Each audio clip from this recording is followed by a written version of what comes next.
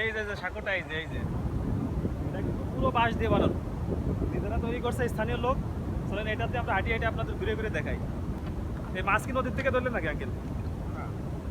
এই যে আঙ্কেলটা যে মাছ বিক্রি করতে যাচ্ছে, এই যে দেখেন মোষ বাইরে রাখা নাকি এমনি টানছে ওরা। মোষ কিন্তু আপনার পানি অনেক পছন্দ করে। আর এই যে নৌকা বানানোর কার্যক্রম চলতেছে। গাইস জাস্ট ভিউটা একবার দেখেন। এটা হচ্ছে শতবর্ষী একটা বট গাছ। আর আমরা এখানে ঘুরতে আসছে আমি আর শাহিন। বট গাছটা দেখেন কি বিশাল, অনেক অনেক বড় একটা বট গাছ। আমার মনে হয় এটা শতবর্ষ থেকে এটা অনেক বেশি বয়স এটা। আর বট গাছটার শাখা পোশাখা কিন্তু অনেক দূর ছড়াই গেছে, অনেক দূর। জাস্ট ভিউটা একবার দেখেন, অসাধারণ। আর আমরা এখন আছি, যদি লোকেশনটা বলি, আমার পিছনে একটা প্রাইমারি স্কুল, সরকারি প্রাইমারি স্কুল। এটা হচ্ছে বড়তলা প্রাথমিক বিদ্যালয়। এটা মাগুরা জেলা শ্রীপুর উপজেলায়। আর নিচে যেটা দেখতে পাচ্ছেন এটা হচ্ছে একটা নদী। যদিও নদী এখন সে আগের মতন নেই, নিচে এখন ফসলের চাষ হয়। তো চলেন আপনাদের নিচে একটু ঘুরে দেখাই। আর বট গাছের ভিউটা নিচের থেকে দেখাবো, চলেন। আমি এখন নদীর পাড় দিয়ে নিচে নেমে যাচ্ছি আপনাদের বট গাছটা দেখানোর জন্য। আসলে বট গাছটা কিন্তু অনেক বিশাল, অনেক অনেক বড়। আর শাখা প্রশাখাগুলো কিন্তু অনেক দূর পর্যন্ত ছড়াই গেছে। এই যে দেখেন, বট গাছ কিন্তু অনেক দূর ছড়াই গেছে। নিজের যে শিকড় তার থেকে শাখা প্রশাখাগুলো কিন্তু অনেক দূর ছড়াই গেছে। ভিউটা কিন্তু অসাধারণ। তো আপনারা যারা এখানে ঘুরতে আসতে চান পরিবার নিয়ে আসতে পারেন।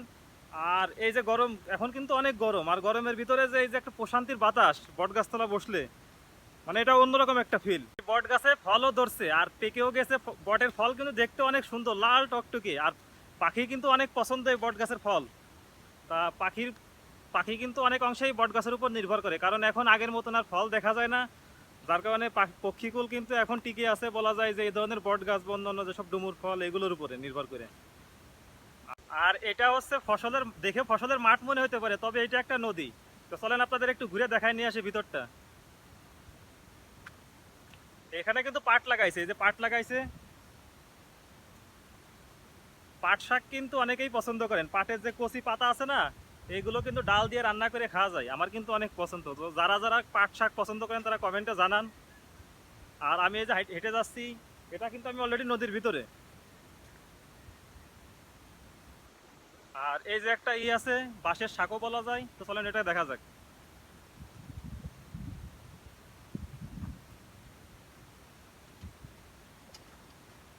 এই যে বাঁশের শাকোটা কিন্তু অনেক সুন্দর, অনেক অনেক।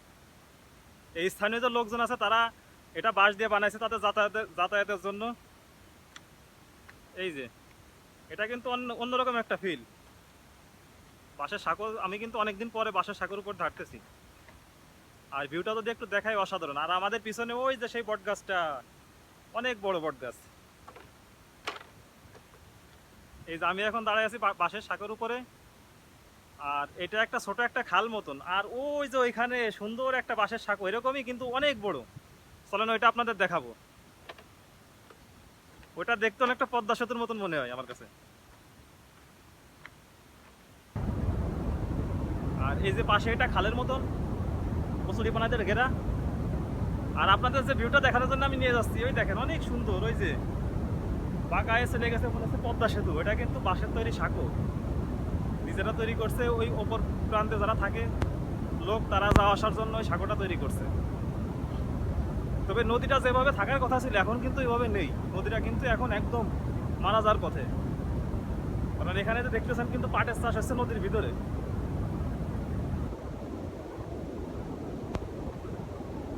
নদীতে নৌকাও আছে।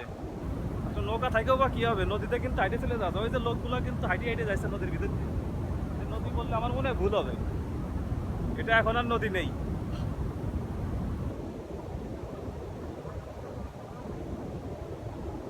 এই যে সাঁকোটা এই যে এটা কিন্তু পুরো বাঁশ দিয়ে বানানো, নিজেরা তৈরি করছে স্থানীয় লোক।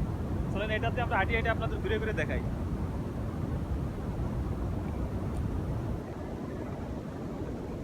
সাঁকোটা কিন্তু অনেক মজবুত। একটু আগে আমরা দেখলাম একটা বাইকের উপর দিয়ে উঠে পাহাড়ে চলে আসলো। ও নদীতে মাছ মারতেছে, আপনাদের মাছ মারাও দেখাবো। এই যে সাঁকো, এই সাঁকোটা কিন্তু অসাধারণ অসাধারণ। মাগুরাতে যারা আছেন আমি মনে করি তাদের একবার হলে এখান থেকে ঘুরে যাওয়া উচিত, পরিবেশটা কিন্তু অসাধারণ।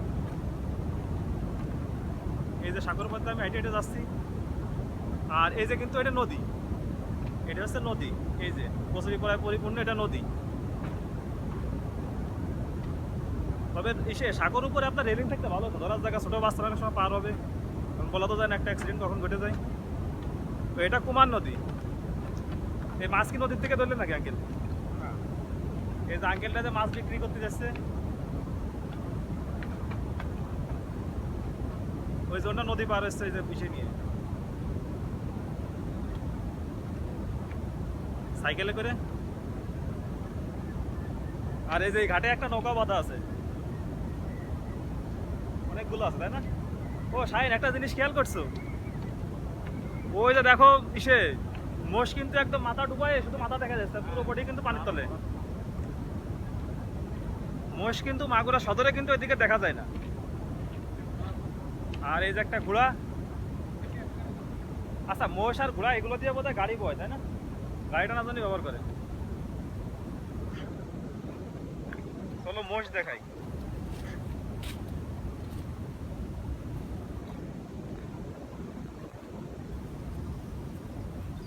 দাবর দেবে নাকি ভাই আবার?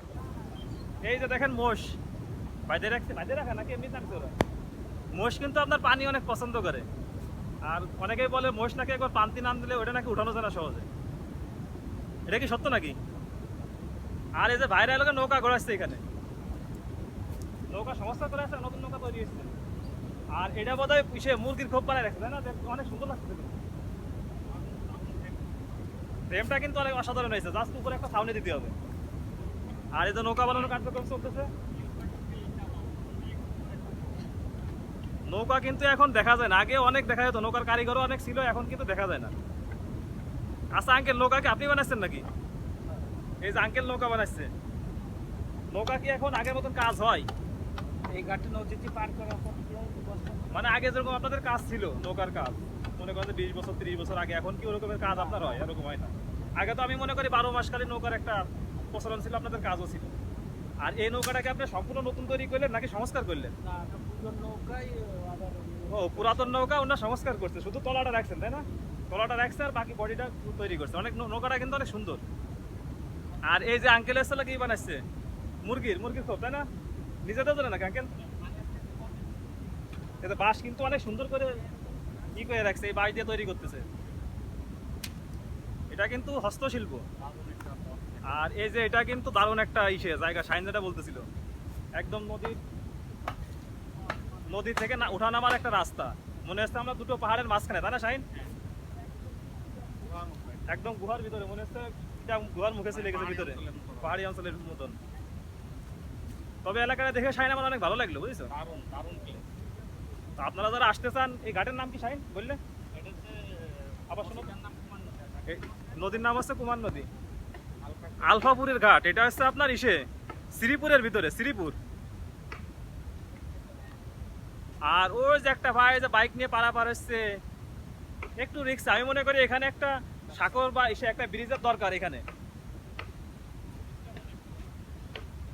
অনেক, কারণ নদীটা কিন্তু মারা গেছে অলরেডি। আর এই যে এখানে পাট চাষ হচ্ছে, অন্যান্য ফসল চাষ হচ্ছে।